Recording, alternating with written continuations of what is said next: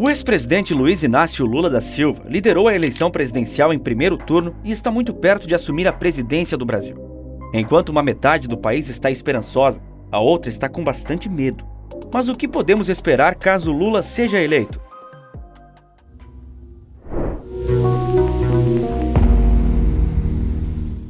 A cada 4 anos, 150 milhões de brasileiros decidem o futuro do país.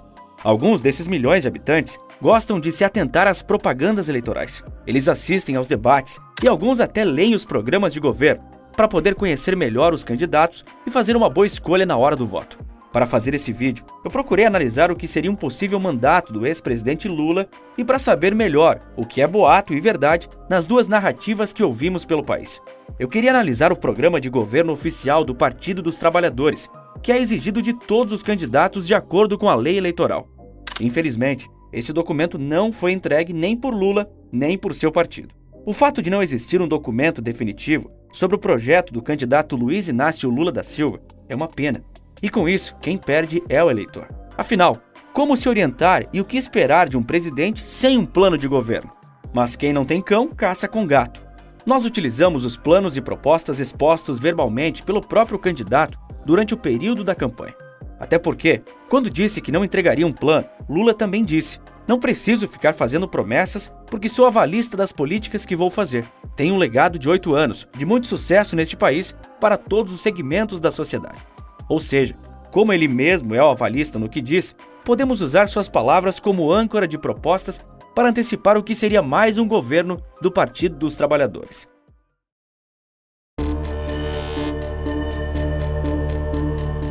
Enfim, o Brasil consegue crescer, independentemente das inúmeras crises que estão sempre afetando algum país do mundo. E quando eu falo enfim, não pense que eu estou falando das crises que a gente enfrentou nos últimos 10, 15 anos. Eu me refiro às sucessivas crises que o país enfrentou nos últimos 50 anos. Mas mesmo assim, vemos que muitos brasileiros ainda estão endividados, e eles são uma grande preocupação do candidato Lula. Até porque essa dívida bateu agora um recorde de 12 anos, e só não é maior que em 2010, período em que Lula era o presidente.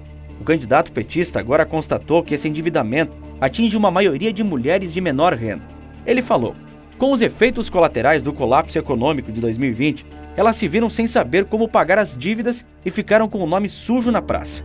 Lula também diz que irá solucionar esse problema, promovendo a renegociação das dívidas das famílias e das pequenas e médias empresas por meio dos bancos públicos e incentivo aos bancos privados. O projeto é quase o mesmo que o proposto por Ciro Gomes para tirar as pessoas do SPC. Ele só não diz, como Ciro disse, quem pagaria o valor do débito depois da negociação com os bancos, caso estes aceitem renegociar. Outra parte da proposta de quitar os débitos da população, o Desenrola Brasil, atenderá às dívidas do comércio. Para esses débitos seria criado um fundo garantidor de crédito, que viabilizaria a renegociação dessas pendências. Também não houve detalhes sobre o financiamento desse fundo. Quando se trata da Petrobras, o ex-presidente é enfaticamente contra a política de paridade internacional de preços. Essa política significa que os preços dos combustíveis praticados no Brasil seguem a flutuação do preço internacional do barril de petróleo e da cotação do dólar. Lula já defendeu que essa política de preços seja revista e volte ao modelo que tinha durante os mandatos de Dilma Rousseff, quando o governo é que controlava os preços da gasolina e do diesel. O ex-presidente costuma usar o argumento de que a população ganha em real e gasta em real. Economistas criticam muito essa postura, porque a Petrobras importa o petróleo refinado, que é o petróleo que nós consumimos.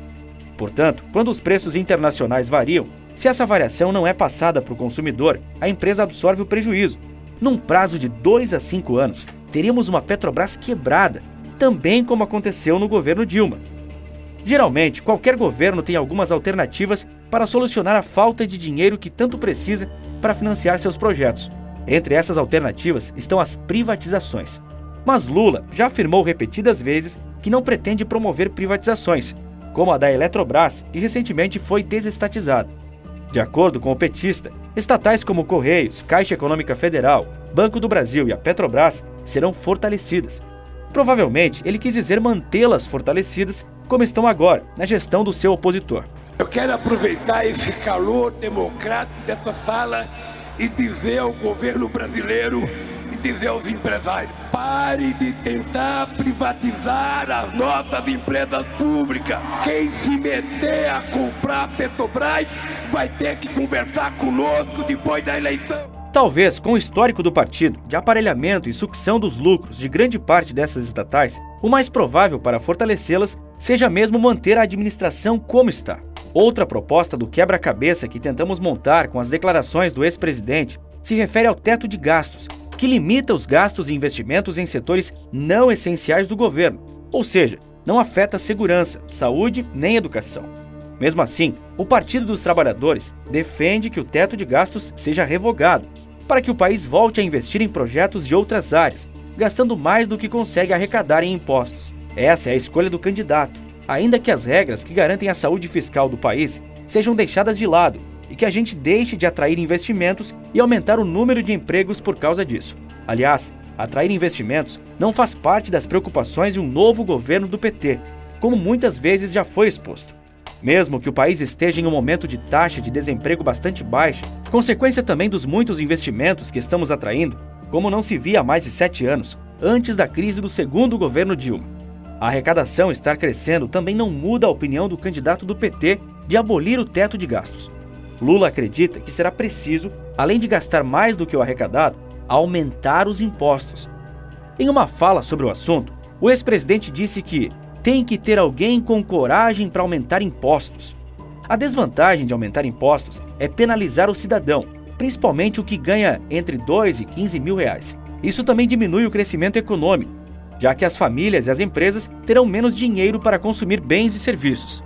Quando Lula tenta solucionar este problema taxando lucros e dividendos e as grandes fortunas, ele desconsidera que os empresários acabam repassando esses impostos para os consumidores. Se não isso, deixam de produzir e saem do país, causando desemprego. Assim como aconteceu na Argentina de seu amigo Alberto Fernandes. Mas não é só de projetos econômicos que se faz um governo, ainda mais em um momento em que a sociedade brasileira está dividida em tantos assuntos.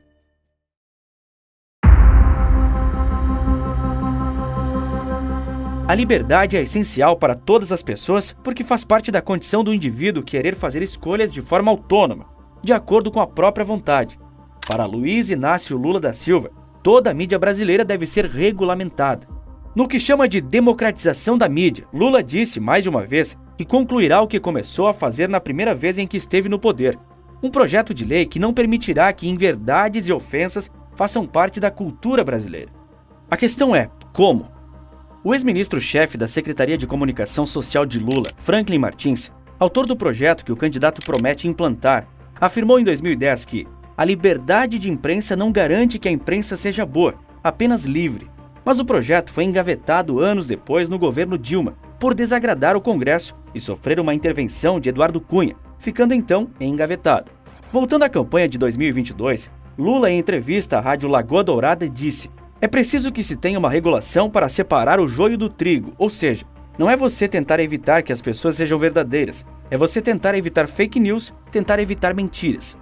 Sobre quem irá decidir o que é verdade e o que é mentira, Lula diz que será uma decisão de todo mundo, da sociedade. Sabendo que isso seria impossível, toda a sociedade participar de cada decisão, busquei esta resposta no projeto de Franklin Martins, que diz que setores da sociedade, definidos pelo executivo, farão esse julgamento. Ou seja, vindo ou não de organizações ou comunidades, universidades ou movimentos sociais, serão pessoas que Lula irá escolher de setores que ele definir que regularão o que todo o país poderá dizer e ouvir. Qual a razão de essas pessoas, por ele nomeadas, saberem decidir melhor que um cidadão o que é bom para ele mesmo consumir, também ficou em aberto. Lula também não disse por que a mídia hoje não é democrática, uma vez que atualmente quase tudo pode ser dito nas redes sociais, o que cria um debate aberto com o contraditório, essência do que se espera de uma democracia. Não diz ainda a razão de tamanha insistência nesse tema, já que ele falou sobre isso 9 vezes até setembro desse ano. Até agora, o tema mais recorrente de sua campanha. Em algumas ocasiões, Lula já disse que não queria ter o mesmo destino que o ditador Hugo Chávez teve na Venezuela, quando, segundo Lula, ele foi massacrado pela imprensa dia após dia. Chávez sofreu críticas de seu governo e depois disso censurou toda a imprensa e deixou funcionando apenas a mídia estatal. Mas as ditaduras latino-americanas são um tema delicado porque durante seus 2 mandatos, o ex-presidente financiou obras bilionárias com o dinheiro dos contribuintes brasileiros nesses lugares. Lula já disse em campanha que continuará financiando essas obras, em detrimento de realizá-las aqui, mesmo que esses países continuem não pagando suas dívidas, como nenhum deles pagou até hoje. Então, na verdade, o que você está fazendo é exportando, além de você receber o seu dinheiro de volta, o mundo inteiro. Como é que você acha como é que você acha que o Brasil se desenvolveu? Você sabe quanto dinheiro os americanos colocaram aqui no começo do século passado? A Inglaterra, o Canadá? Alguns países não pagaram. Não pagaram. Veja, todo mundo paga. Outro tema sensível da campanha petista é a ideologia de gênero. Muito foi feito para o público LGBTQIA+, durante os 2 mandatos do governo Lula e nos anos sequentes, com Dilma Rousseff. O antigo governo do candidato petista realizou conferências nacionais de políticas públicas e direitos humanos LGBT. Em 2004, o governo Lula lançou o programa Brasil Sem Homofobia. No documento, o governo definiu identidade sexual como o sentimento de masculinidade ou feminilidade que acompanha a pessoa ao longo da vida. Nem sempre está de acordo com o sexo biológico ou com a genitália da pessoa, disse Lula. Em discurso em São Bernardo do Campo contra retrocessos promovidos pelos fundamentalistas e conservadores que aprovaram a proibição do debate de gênero e sexualidade nas escolas, Lula defendeu de maneira enfática que o melhor momento em que a gente pode educar as crianças e formar novos cidadãos que evoluam como seres humanos é nas escolas. Em 2008, Lula criou o chamado Processo Transsexualizador no SUS. Se trata da disponibilização de forma pública e gratuita de procedimentos cirúrgicos e hormonais para mudança sexual. Outro tema urgente do Brasil é o combate à criminalidade e à corrupção. O ex-presidente e candidato do PT já disse que pretende revogar o Estatuto do Desarmamento, que facilitou que todos os brasileiros acima de 25 anos fossem amparados pela lei a obter uma arma de fogo para posse. Lula é fundamentalmente contrário a isso e costuma dizer que o país precisa de mais livros e menos armas. Entretanto, nunca houve um estudo correlacionando o aumento de armas em circulação com a queda na venda de livros. Os estudos que temos correlacionam a quantidade de armas com os índices de criminalidade. Esses estudos apontam a diminuição de todos esses índices quando a quantidade de armas na posse da sociedade aumenta. O governo atual, inclusive, sustenta que a excepcional queda nos números de homicídio, roubos e violência sexual se deve também à sua política armamentista. Lula também defende a necessidade de reverter o genocídio e a perseguição à juventude negra, com o que ele chama de superencarceramento. A política pública petista, que visa diminuir o número de pessoas presas, passa pela descriminalização do que o candidato da esquerda considera pequenos furtos, como o roubo de aparelhos de telefone celular. E tem uma juventude enorme que, por falta de perspectiva, às vezes são presas roubando celular nesse país. Lula também quer modernizar instituições e carreiras e adotar mecanismos de fiscalização e supervisão da atividade policial. Ele acredita ser mais importante usar a verba pública de segurança monitorando os policiais do que os jovens que furtam. Quanto às Forças Armadas, afirma que elas atuarão na defesa do território, cumprindo estritamente o que está definido pela Constituição. Não mais haveria atuação do Exército Brasileiro em forças nacionais, forças-tarefas, medidas extremas de segurança e no combate urgente ao avanço do crime, nem sequer na aceleração de obras de infraestrutura inacabadas. O candidato Luiz Inácio Lula da Silva afirmou que o Movimento dos Trabalhadores Sem Teto, o MTST, não será coadjuvante em um eventual novo governo petista. Se a gente voltar a governar esse país, não pense que vai ter moleza não. Nós vamos nos encontrar muitas vezes para discutir a qualidade da casa, como gerenciar essas casas, e vocês irão assumir responsabilidades, disse Lula. Nós vamos voltar e vamos mudar este país e vocês não serão apenas coadjuvantes, serão sujeitos da história, porque vão ter que ajudar a construir programa, ajudar a conquistar e a governar, ressaltou. O movimento do Sem Terra, MST, também já confirmou sua participação em um eventual governo de Lula.